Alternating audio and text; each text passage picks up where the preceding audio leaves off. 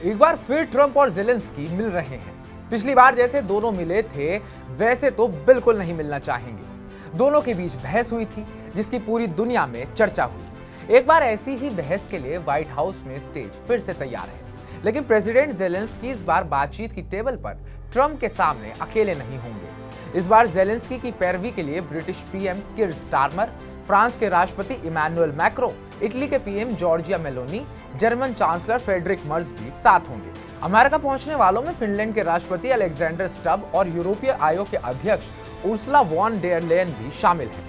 Donald Trump और यूक्रेनी राष्ट्रपति व्लादिमीर ज़ेलेंस्की की मुलाकात 18 अगस्त 2025 को वॉशिंगटन डीसी में व्हाइट हाउस में होने वाली है। अमेरिका पहुंचे ज़ेलेंस्की ने कहा कि अमेरिका और हमारे यूरोपीय मित्रों के साथ हमारी साझा शक्ति रूस को वास्तविक शांति के लिए प्रेरित करेगी। पिछली बार के कड़वे अनुभवों के बावजूद ज़ेलेंस्की ने राष्ट्रपति ट्रंप को इस मीटिंग को शुरू करने के लिए धन्यवाद दिया और कहा, हम सभी इस युद्ध को जल्दी खत्म करना चाहते हैं। गौरतलब है कि व्हाइट हाउस की यह मीटिंग अलास्का शिखर सम्मेलन के बाद हो रही है। हालांकि मीटिंग से पहले ट्रंप ने एक ऐसा बयान दिया जो कम से कम ज़ेलेंस्की को तो बिल्कुल भी पसंद नहीं आया होगा। ट्रंप ने कहा कि यूक्रेन को क्रीमिया पर फिर से दावे की बात तो भूल ही जानी चाहिए। इसके अलावा ट्रंप ने ज़ेलेंस्की को यह भी कहा कि वो यूक्रेन को नाटो का सदस्य बनाने की कोशिश ना करे। दरअसल रूस यूक्रेन की नाटो सदस्यता को अपने लिए खतरे के रूप में देखता है और इस पर गहरी नाराजगी भी जताता है।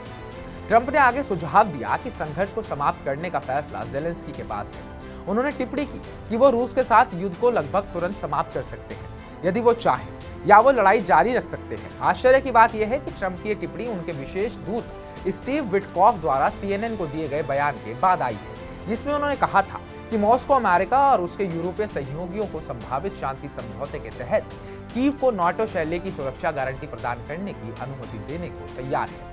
ट्रंप के मुख्य वार्ताकार स्टीव ने इससे पहले कहा था कि अमेरिका यूक्रेन को अनुच्छेद 5 जैसी सुरक्षा प्रदान कर सकता है। ये एक बड़ी वजह है कि यूक्रेन नाटो में क्यों रहना चाहता है।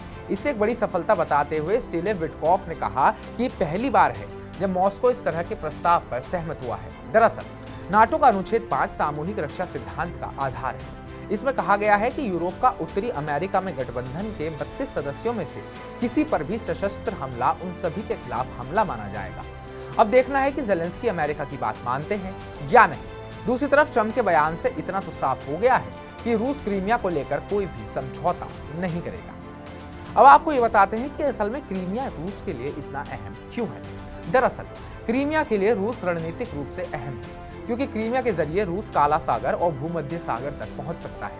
इसके अलावा क्रीमिया में रूसी संस्कृति का एक लंबा इतिहास रहा है। रूस के लिए अहम सांस्कृतिक प्रतीक भी है। क्रीमिया की आबादी की बात करें तो बहुसंख्यक आबादी रूसी ही है, इसलिए रूस के लिए यह क्षेत्र और भी महत्वपूर्ण हो जाता है। तो हमारी पूरी रिपोर्ट को लेकर आपका क्या कहना है? क्या इस बार की मीटिंग में ज़ेलेंस्की समझौता करेंगे या फिर युद्ध पर अड़े रहेंगे? कमेंट बॉक्स में कमेंट कर हमें जरूर बताइएगा। आपकी ताज़ा अपडेट्स पाने के लिए भारत को सब्सक्राइब कीजिएगा।